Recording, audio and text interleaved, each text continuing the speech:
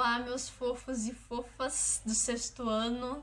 Como que vocês estão? Tô com saudade de vocês. Nós continuamos em quarentena. Nós vamos continuar nossas aulas assim, longe uns dos outros. Mas estamos bem perto agora nesse momento. Espero que vocês se sintam na nossa sala de aula, né? Tenho certeza que vocês também estão morrendo de saudade de estar lá no meio da nossa aula, grifando coisa, né, passando canetinha pro colega, conversando, perguntando, né, naquele cotidiano que a gente tinha, naquela rotina que era tão boa, né, mas nesse momento a gente tá dando essa pausa e isso é importante. Mas nos estudos a gente não vai pausar não, tá?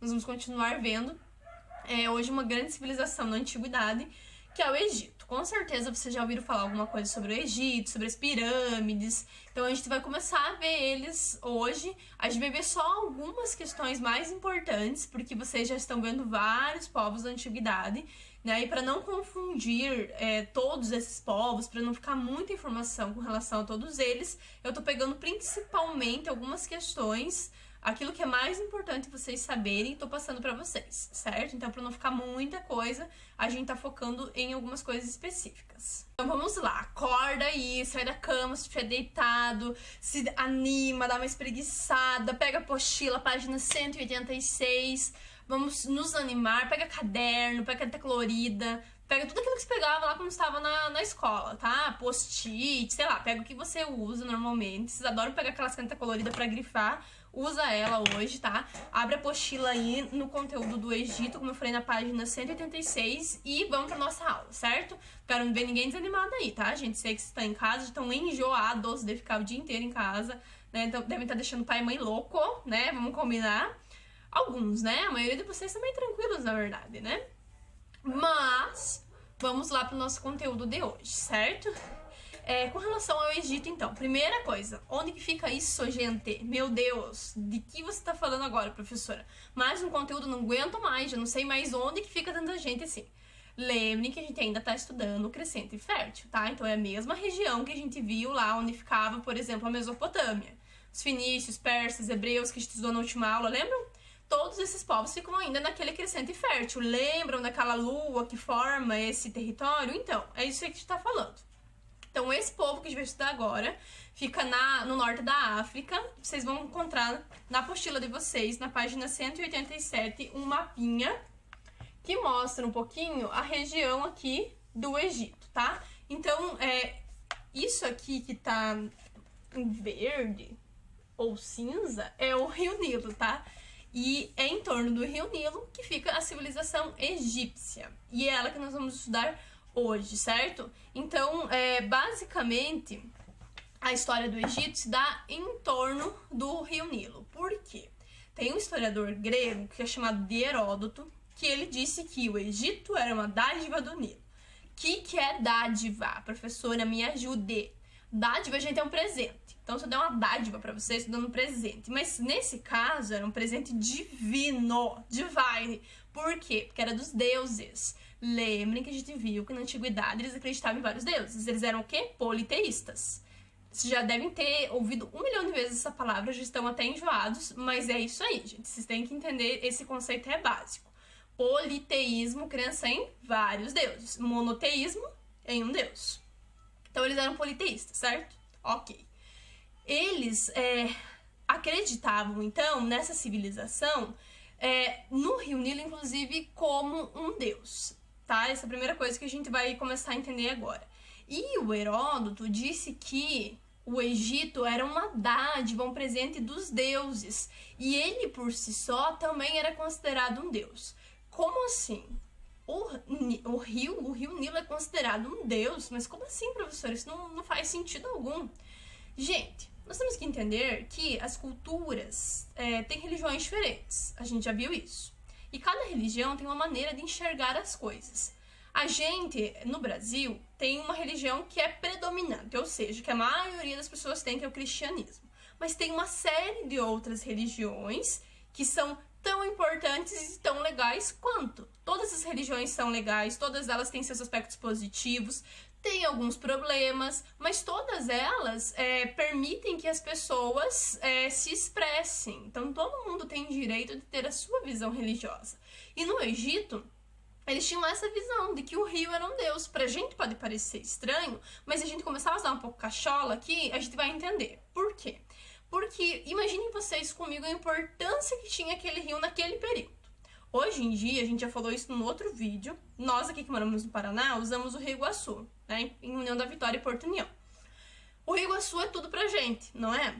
Ao mesmo tempo que ele pode ser muito ruim quando acontecem as enchentes, ele é muito bom, porque por conta dele nós temos abundância de água, ou seja, nós temos muita água.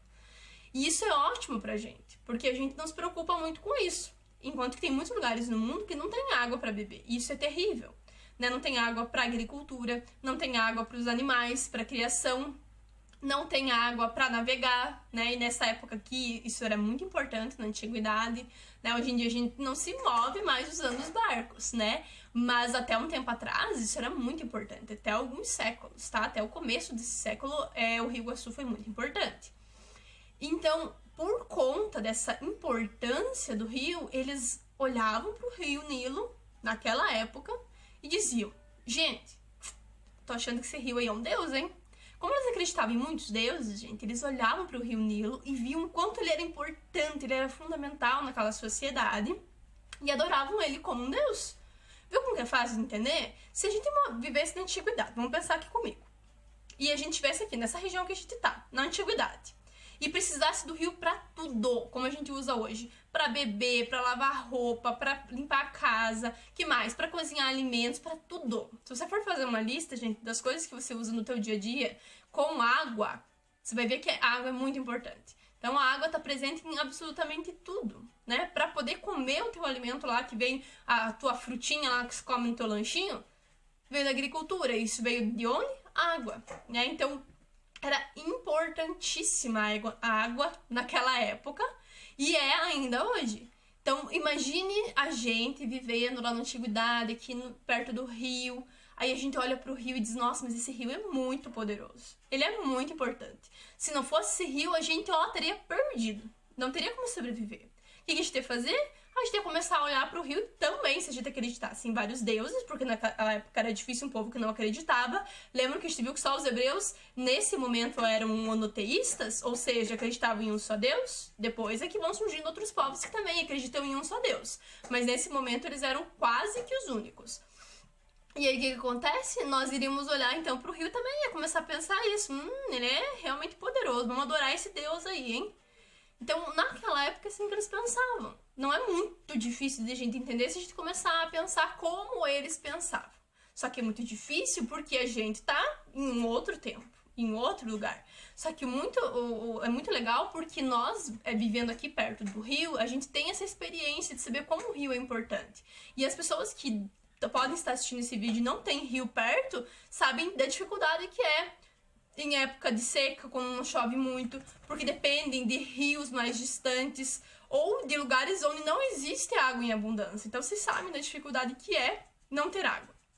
Por isso é que eu acho que fica muito evidente a gente entender por que o Heródoto, fica muito fácil de a gente entender por que o Heródoto disse que o Egito era uma dádiva, um presente do rio Nilo, como se o rio Nilo é que tivesse dado a oportunidade do Egito existir. Só que daí tem um grande detalhe: se o seu irmão não tivesse aprendido a lidar com as cheias do rio, nada adiantaria o rio ser tão bom assim.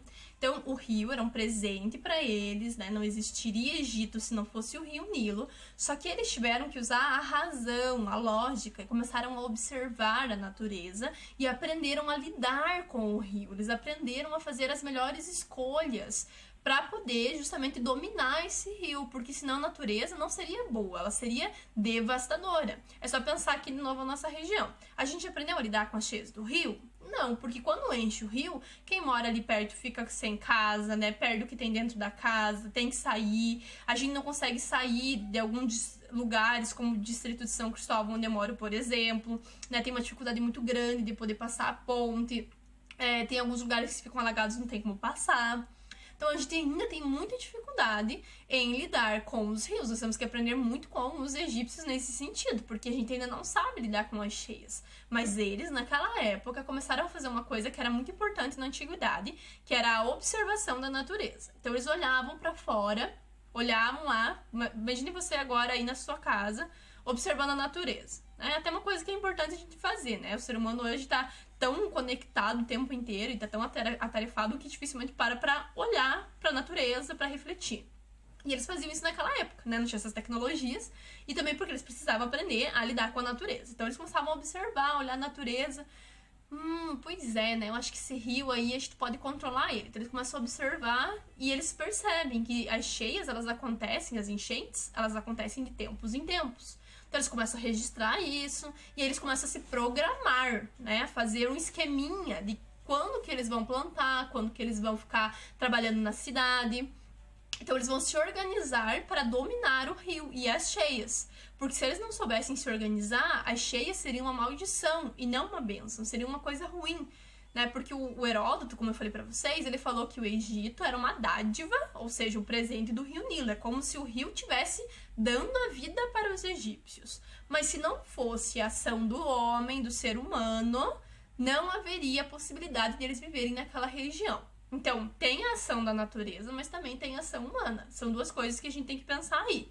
E hoje, se você fosse prefeito da nossa cidade aqui, das cidades, né? Como que você iria resolver essa situação das enchentes? Que ideias nós poderíamos pensar aí para resolver essa situação?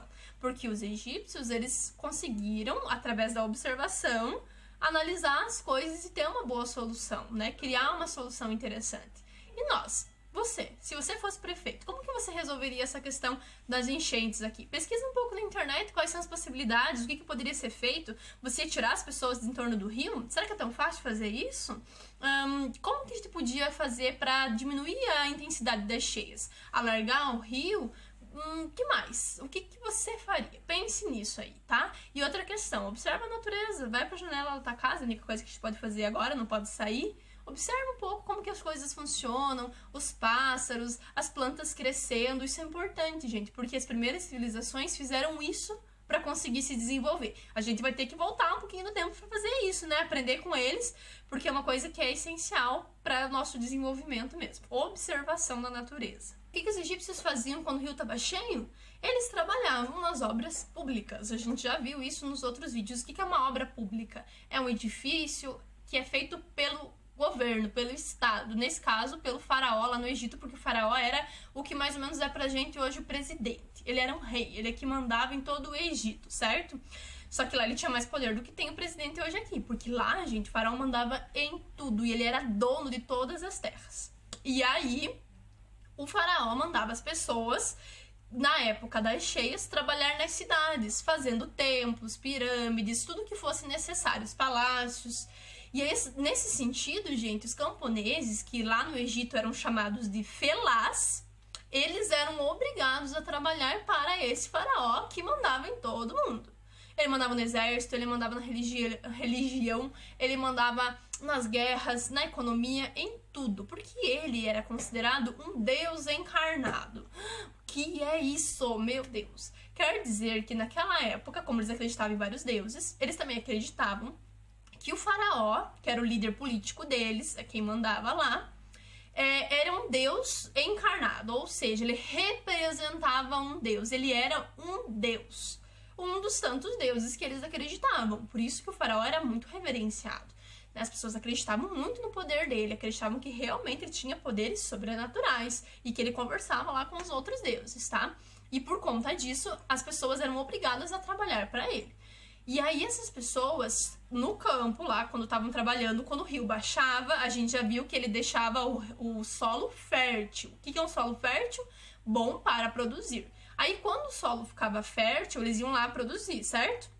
Quando os camponeses, os felás estavam produzindo, davam uma boa colheita lá, o que acontecia? Eles tinham que mandar para o faraó aquilo que era excedente. O que é excedente? O que está além daquilo que eles iam consumir. Então, sobrou, eles mandavam para o faraó. Então, eles não conseguiam ter um comércio, eles não conseguiam crescer economicamente falando e ter lucro, porque tudo ia para o faraó. E aí, o faraó é que podia redistribuir isso, ele podia vender e estabelecer comércio com outros povos, tá? Certo? Então, essa é a primeira parte, eu acho que ficou já evidente, né? Por que o rio era importante, por que ele era fundamental, por que ele era visto como um deus e como que eles aprendiam aprenderam a dominar o rio. E aí vem a segunda parte da nossa aula. Como que era dividida essa sociedade? Quem fazia parte do Egito, da sociedade egípcia? Então a gente já entendeu quem que era o faraó, certo? O faraó era esse rei que tinha o poder no Egito. Mas o Egito sempre foi um reino? Não. É como a história do Brasil, por exemplo, gente. A gente sempre foi uma república, porque para quem não sabe, hoje nós somos uma república. O que é isso? Nós temos presidente, certo? Quem manda no Brasil, quem decide as questões é o presidente, junto com um monte de outros políticos, como os deputados, os senadores, os prefeitos, governadores. Todo mundo ajuda a mandar um pouquinho, tá? O poder não tá na mão de uma pessoa só. O Brasil foi sempre assim? Não, a gente já teve rei, a gente já teve lá num período da história regentes, que eram pessoas que governavam no lugar do rei. A gente teve uma série de governos diferentes. Agora a gente vive sobre a lógica da república, que é democracia, quando as pessoas votam e escolhem um presidente. Mas não foi sempre assim. No Egito, mesma coisa, gente. Não foi sempre que eles foram um grande reino. No começo lá da história deles, eles eram divididos em nomos. O que é um nomo? É uma associação de cidades. Quando se junta várias cidades, você tem um nomo. E esses nomos estavam divididos em todo o território do Egito, que ficava em torno do Rio Nilo, como eu mostrei para vocês agora no mapa. E o Rio Nilo, gente, tem uma série de cataratas. Então ele vai descendo, descendo até chegar aqui, tá? Lá no norte da África. E esses nomos eram governados, então, pelos nomarcas, tá? Cada grupo de cidades tinha um líder. Acontece que, eu coloquei aqui pra vocês no resumo que depois eu vou passar. Acontece que em 3.500 a.C., dois nomos principais acabaram formando dois grandes reinos no Egito. Então, nós temos a formação do Alto Egito e do Baixo Egito. Mas presta atenção que isso aqui é confuso, tá? O Alto Egito fica na parte de baixo e o Baixo Egito fica na parte de cima do Egito, tá? Me perguntem por quê. Na verdade, é porque o primeiro foi formado o Alto Egito embaixo e aí ficou esse nome, tá? Mas não importa isso aí, tá, gente? Isso é uma curiosidade. O que é importante vocês entenderem é que o Egito, então, se formou em duas grandes partes, dois grandes reinos, Alto e Baixo Egito. Só que isso mudou em 3.500, em 3.200, aliás, quando o rei Menés, ele unificou todo o Egito. O que é unificar? É juntar. Então, se tinha dois reinos, ele juntou e formou um só. E ele quer mandar em tudo, claro, porque não é burro nem nada, né, gente? Então ele se tornou o faraó. E é a partir de 3.200, então, que surge a figura do faraó, que é esse líder que manda em todo o Egito. Porque antes quem mandava era o nomarca em cada um dos nomos. Então agora, beleza, a partir de 3.200 a.C. mudou. Agora nós temos um império só. Só que ainda continuou essa divisão de Alto e Baixo Egito, tá? Aliás, Baixo e Alto Egito. E aí, por que continuou essa divisão? Porque era mais fácil para administrar. E cada um desses reinos, dessas partes do Egito, era governada, era liderada por um vizir, certo? Esse cara vai ajudar a governar essas duas partes. Então, o faraó, ele conta com o apoio desses vizires, que é o vizir no plural, né?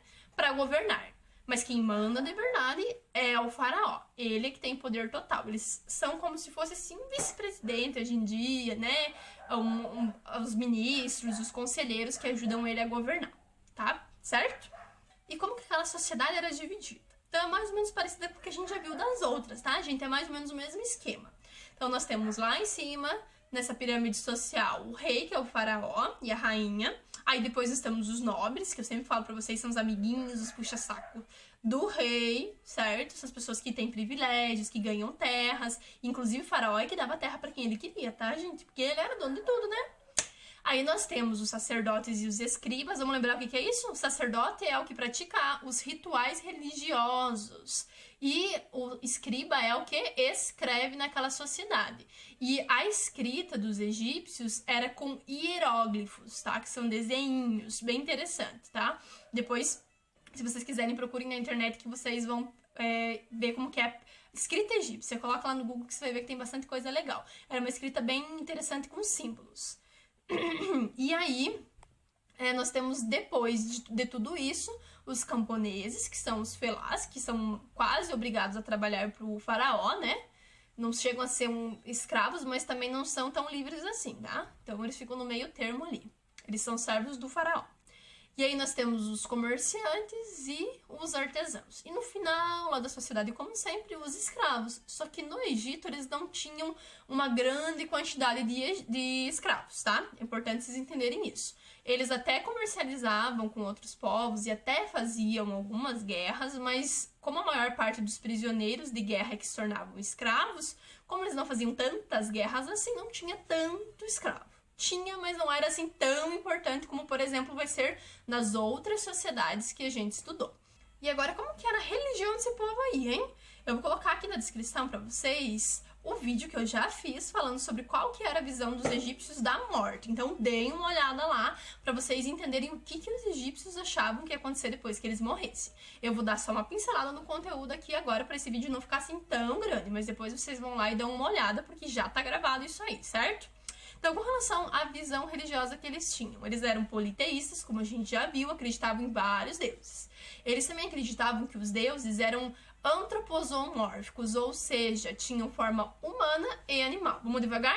Antropo, humana, e zoo, animal, e mórfico, forma. Então, isso quer dizer que eles acreditavam em deuses que podiam ter, por exemplo, um corpo humano e a cabeça de um chacal, uma ave, de um crocodilo, enfim.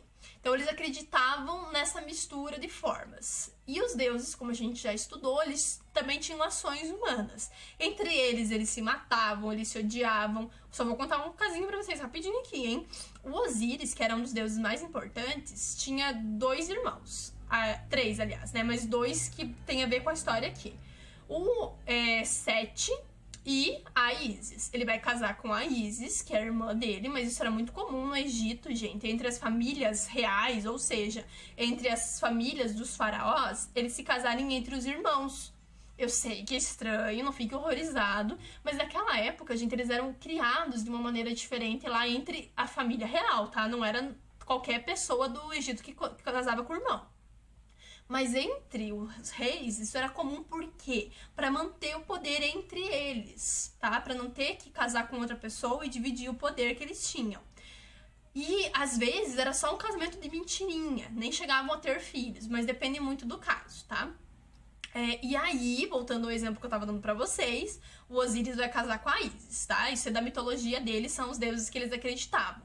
E o Sete, que era irmão, ficou com muita raiva e foi lá e picou o Osíris em vários pedacinhos, jogou pelo Egito inteiro, espalhou os pedaços do Osíris bem louco lá.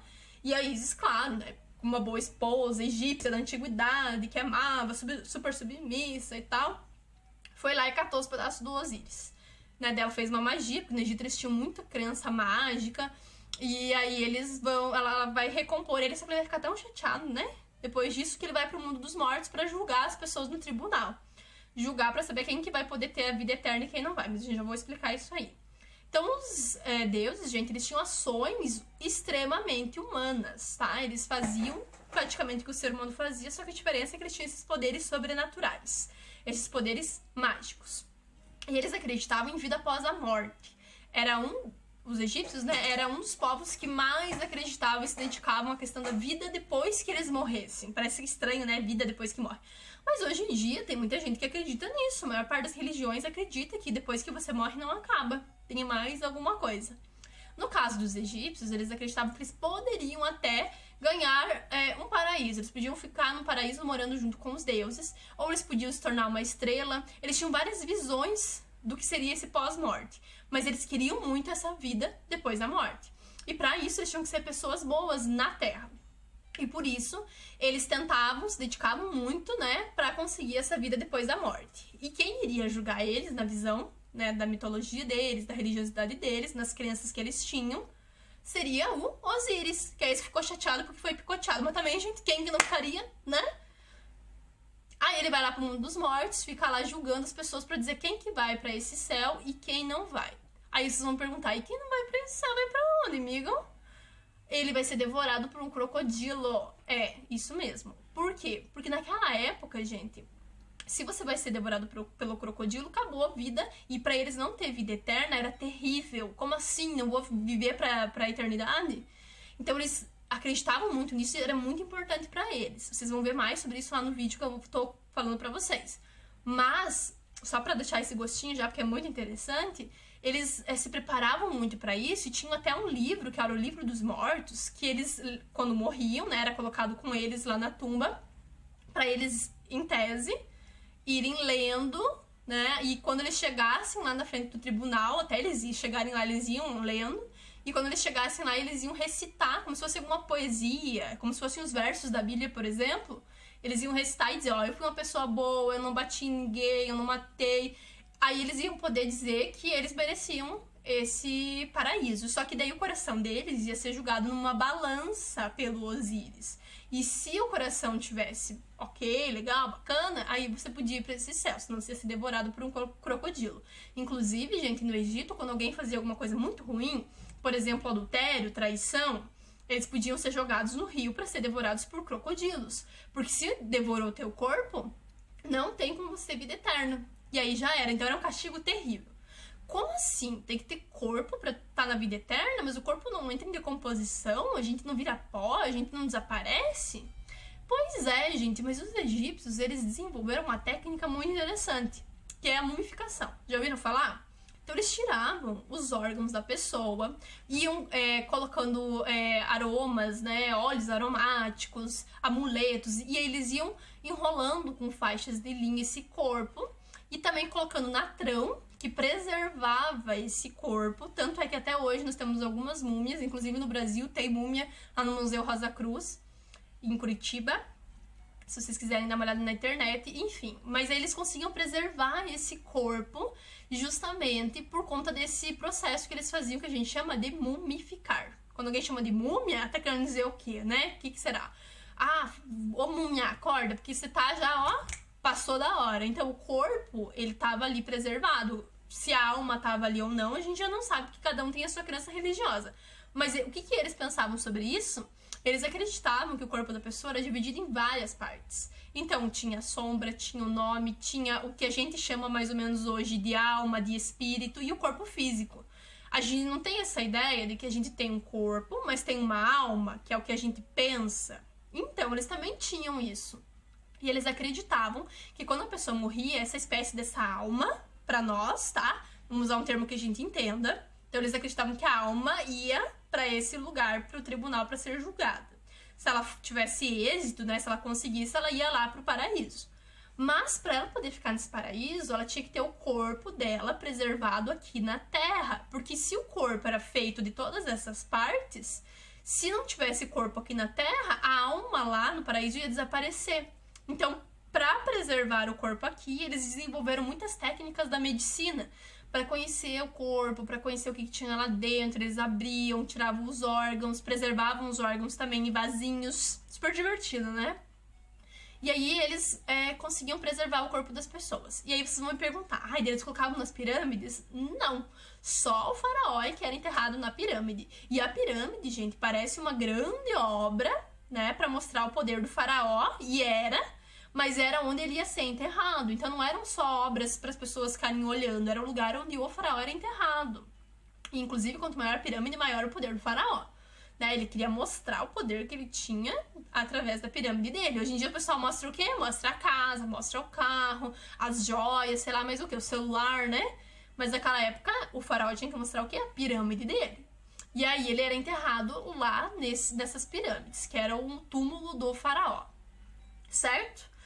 Vejam um vídeo lá, vocês vão ver que tem várias outras informações para vocês entenderem como que funcionava a visão de pós-morte deles, mas basicamente a religião deles era essa, e eles viviam em função de conseguir alcançar essa vida eterna, tá? Então, com relação aos egípcios, nós temos essas como principais informações, é o que basta para vocês conhecerem eles por enquanto. Lá no ensino médio vocês vão entender muito mais coisa, mas por hora já tá de bom tamanho, né, gente? Já cansaram? Então vamos lá, né?